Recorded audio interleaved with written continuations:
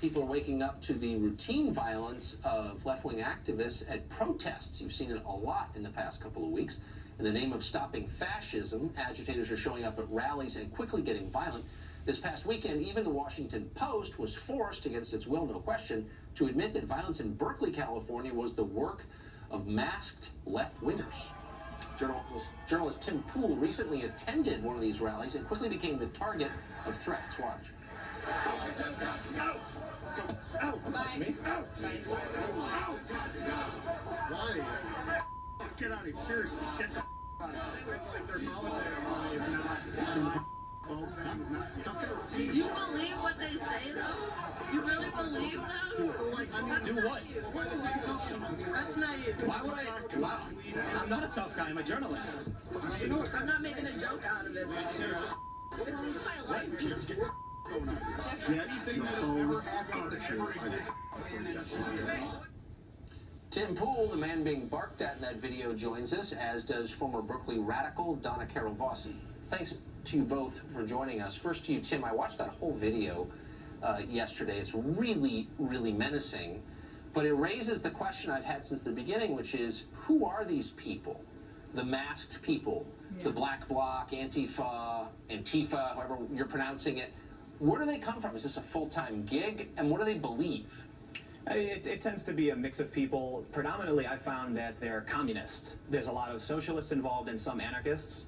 But typically, I think when you see the violence, the people who are willing to be more violent tend to be communists. That's more of a, I guess, structured ideology, whereas the anarchists are kind of a little loose and don't believe in the authority. But that video is not even the worst. You know, that's just one of the most recent. This guy didn't even touch me. But I've been physically attacked by people associated with the far left and Antifa in the past. And this is, like I said, just one of the more recent instances where they've confronted me for seemingly no reason. I mean, this guy doesn't know me. He doesn't know what I'm doing. I was just walking by in Boston with a camera, and immediately I got bombarded by a group of people with masks on just yelling at me. Right. If you're looking for the face of hate, it's that right there. But by the way, there have been a bunch of mugshots of these guys after getting arrested, and without the face coverings, that mostly young, middle-class white kids. Not a very diverse group, interestingly enough. So Donna, you were a campus radical some time ago in Berkeley, part of an earlier generation. Correct me if I'm wrong, but the generation you belong to had strong political views, ones I disagree with, but at its core, there was a belief in free speech, wasn't there? Absolutely. That's Berkeley, that's free speech. Well, that's gone. And not only is it gone, I don't hear anybody mourning its passing. I don't hear, I mean, presumably a lot of mainstream liberals still believe in free speech. It was, you know, one of the pillars of their movement, of what they believe, but I don't hear them standing up to demand the right of others they disagree with to have their say. Why? No, I should have said that was Berkeley. It's ironic that it was Berkeley for free speech, and now it's where, you know, ground central is for eliminating, crushing free speech. Every protest now is being crushed. Doesn't matter who it is or what it is. Well, it's really, really noticeable. Tim, what do they want? What does this group want?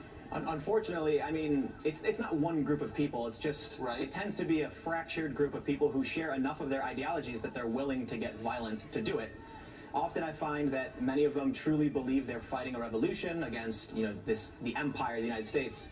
And I will say that some of these people have legitimate grievances, but as soon as they decide to get violent to push those ideas, they discredit themselves. But, you know, unfortunately, I don't think there's a unified cause behind them. Many of the people that we're seeing today associated with Antifa were just anti-capitalist protesters 4 years ago. Say at Occupy Wall Street, they would chant anticapitalista. Today, they chant antifascista. So it's hard to pin down exactly what, you know, as a single group or as a single ideology, what they're trying to do is, because it tends to change with the trend. Well, that's kind of the point I'm making. We were forever trying to book some of these people because I'm sincerely interested in what they're after. But Donna, I mean, if you look back at the protest movements of 50 years ago, almost all of them had a specific goal, either, you know, a civil rights bill, end the Vietnam War, end to segregated accommodations. I don't think I understand what the goal of this group is other than burning everything down. Do you? That's the goal. They have no driving philosophy. They are just all about anarchy. And if there's even a couple of anarchists in there, anarchists, it makes the whole group anarchist. That's all they want, I think, is anarchy. That's why they fight against free speech in Boston or against anti-racism in Berkeley. It doesn't matter what. If people are out there expressing themselves, Antifa's there to shut them down. Yeah. Well, it's obviously a fight against civilization itself, and we should all join in fighting back, I think, because that's threatening. Tim, Donna, thank you. Thank you.